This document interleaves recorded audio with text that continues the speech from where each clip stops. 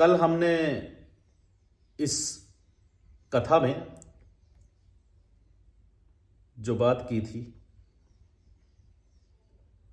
महाराज शांतनु और मत्स्यगंधा का मिलन कैसे हुआ।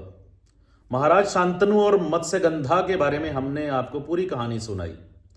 मत्स्यगंधा या योजनगंधा, सत्यवती, जो भी कहें, वो महाराज को किस प्रकार मिलती है और किस प्रकार भीष्म देवव्रत उन्हें अपने पिता के लिए मांगने जाते हैं।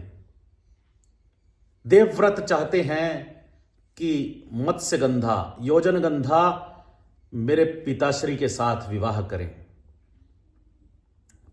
तो उन्होंने अपनी पूरी कोशिश की, प्रतिज्ञा कर ली कि मैं आजीवन कुंवारा रहूंगा और कभी शादी नहीं करूंगा, और ऐसी प्रतिज्ञा की कि मैं संतान उत्पन्न भी नहीं करूंगा और ब्रह्मचर्य व्रत का पालन करूंगा। अपने पिता के लिए मैं इस राज सिंहासन पर बैठे व्यक्ति को उसमें अपने पिता की छवि देखूंगा। इतनी भीषण प्रतिज्ञा जब की तो राजी हो गए दार्शराज अपनी पुत्री मत्स्यगंधा को भीष्म के साथ भेजने को। यहां से भीष्म का जन्म होता है और देवव्रत का नाम भीष्म हो जाता है। इतनी भीषण प्रतिज्ञा करने के पश्चात देवताओं ने फूल बरसाए और देवव्रत भीष्म हो गए। फिर सत्यवती को साथ में लेकर अपने पिता के पास महल में जाते हैं और पिताश्री देखकर हैरान कि कौन ऐसा दुनिया में पुत्र होगा जो अपने पिता के लिए इतना बलिदान दे। हालांकि सत्यवती और शांतनु महाराज दोनों ही प्रसन्न नहीं हैं। उनका मिलन जिस प्रकार से हुआ है, जिस प्रकार से एक देवव्रत की जो जवानी है उसको दांव पर लगाकर इनका मिलन हो रहा है, इससे ये खुश नहीं है। आपस में मिलकर बहुत खुश हैं महाराज शांतनु और सत्यवती, परंतु कहीं ना कहीं मन में उनके क्षोभ है कि यह सब कैसे हो गया। अचानक हमारा पुत्र कितना बड़ा हो गया, कितना महान हो गया। हमारे इस पुत्र ने हमारे लिए इतना बलिदान जो दिया, जो दिया, परंतु हमने उसके साथ क्या न्याय किया। यह तो कदापि न्याय नहीं हो सकता। सत्यवती को भी यह मालूम है कि जो हुआ है वह उचित नहीं है, परंतु नियति को यही मंजूर था।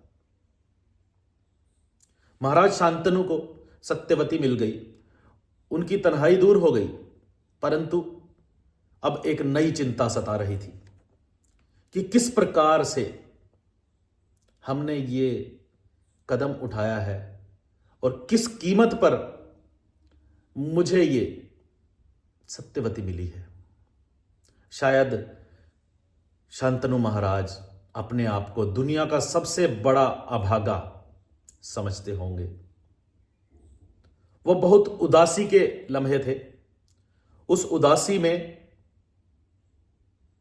देवव्रत की जवानी घुलने वाली थी और इसी से प्रभावित होकर जब उनसे रहा नहीं गया, जब दिल में से एक आवाज निकली महाराज शांतनु के कि कुछ तो मिलना चाहिए मेरे पुत्र को, उसके इस भीषण कर्म के लिए कुछ तो मिलना ही चाहिए, अपने पिता पर इतने बड़े अनुग्रह के लिए कुछ तो मिलना ही चाहिए।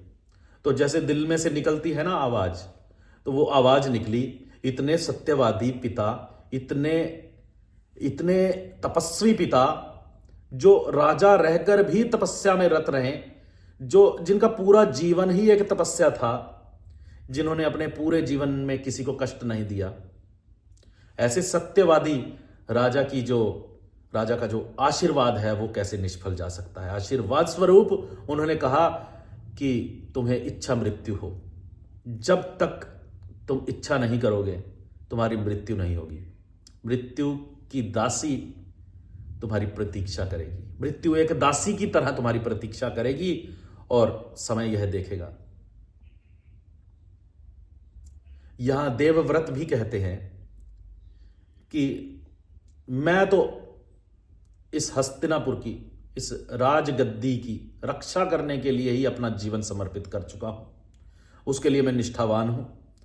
उसके लिए जब तक मैं अपने राज्य को स्थिर और सुरक्षित हाथों में नहीं देखूंगा मैं भी प्राण नहीं त्यागूंगा। तो यहां इच्छा मृत्यु का वरदान मिल जाता है भीष्म को। अब भीष्म अपने जीवन में जो करना था वो तो कर चुके। अब इतिहास को देखना था कि आगे उनकी राह कितनी कठिन होने वाली है। जैसा कि माता गंगा ने कहा था कि ये जो 8वां वसु है इसकी जिंदगी सरल नहीं रहने वाली। और बस यहीं से संघर्ष शुरू हो गया उनके जीवन में। यहां सत्यवती से महाराज शांतनु को 2 पुत्रों की प्राप्ति होती है, जिन्हें मैं आगे चलकर बताऊंगा। परंतु महाराज शांतनु इस आनंद की घड़ी को, इस मिलन की घड़ी को बहुत ज्यादा ना जी सके। और एक समय ऐसा आया जब महाराज शांतनु को अपने प्राण त्यागने पड़े। वे स्वर्गवासी हो गए, बिना संतान उत्पन्न किए स्वर्गवासी हो गए। यहां उल्लेखनीय एक बात है कि माता सत्यवती को, उनको जो सबसे पहला पुत्र उत्पन्न हुआ था महर्षि पराशर के संयोग से, वो पुत्र अभी जीवित था। व्यास, श्री कृष्ण द्वैपायन, जिसने ये ग्रंथ लिखा है जय, जिसने जय ग्रंथ की 5वें वेद की रचना की है, वो अभी जीवित था। उसके आशीर्वाद से ही कुरुवंश आगे बढ़ना था। महाराज तो चले गए, परंतु अब समस्या खड़ी हो गई राज सिंहासन के समक्ष कि आगे युवराज कौन। बिना युवराज के तो राज्य सूना है। और पितामह भीष्म, ये जो देवव्रत हैं, वे तो संन्यास ग्रहण कर चुके, शादी नहीं करेंगे और आजीवन ब्रह्मचारी रहेंगे। वे तो संतान उत्पन्न कर नहीं सकते। परंतु अब माता सत्यवती के सामने अग्नि परीक्षा है, तो उन्होंने आगे वंश को बढ़ाने के लिए एक कठोर कदम उठाया। तो आगे की कथा में मैं बताऊंगा कि किस प्रकार कुरुवंश आगे बढ़ा, किस प्रकार से माता सत्यवती ने आगे वंश को बढ़ाने के लिए व्यास जी अपने पुत्र से सहायता मांगी ताकि इस वंश को आगे बढ़ाया जा सके।